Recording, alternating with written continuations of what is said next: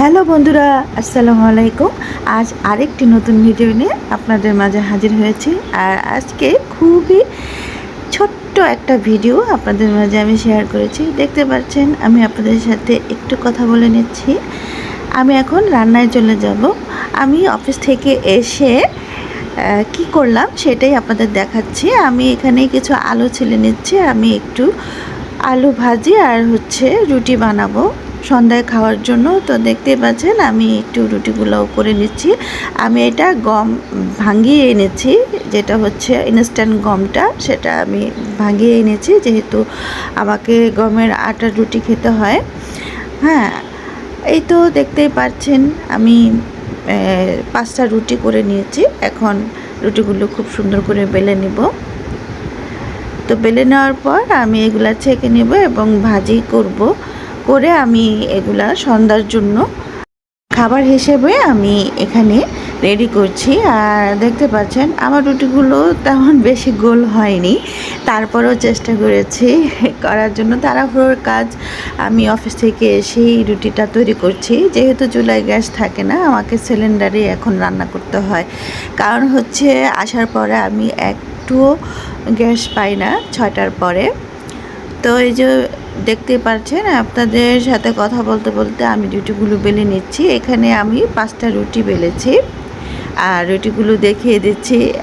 অনেক তাড়াতাড়ি করছি যাতে করে আমি তাড়াতাড়ি নাস্তাটা রেডি করতে পারি। তো এই যে আঁকা পাকা রুটি হয়ে গেল আমার বেলা।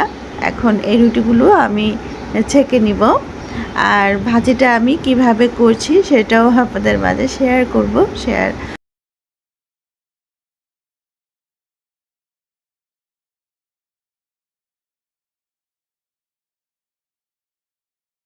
তো আমার রুটিগুলো বেলে নিয়েছি, দেখতে পাচ্ছেন। আমি এখানে সবগুলো রুটি বেলে নিয়েছি। এখন আমি চলে যাব রান্নায়। তো রান্না আপনাদেরকে দেখিয়ে দিচ্ছি। আমি কড়াইতে পেঁয়াজ, তেল একটু নিয়ে ভালো করে কষিয়ে নিলাম। ওইখানে তাওয়া কিন্তু গরম হয়ে যাচ্ছে রুটির জন্য। একটু হলুদ মরিচ, তারপর একটু হালকা পরিমাণের আদা রসুন দিয়ে আমি এখানে আলু দিয়ে একটু কষিয়ে নিব। আমি বেশিটা পানি ইউজ করি না ভাজিতে, কারণ আমাকে একটু ভাজি যদি ভাজা ভাজা না হয় খেতে ভালো লাগে না। তো এই যে দেখতে পাচ্ছেন আমি করে নিচ্ছি। আর খুব তাড়াহুড়ো করে আমি এই কাজগুলো করে নিয়েছি।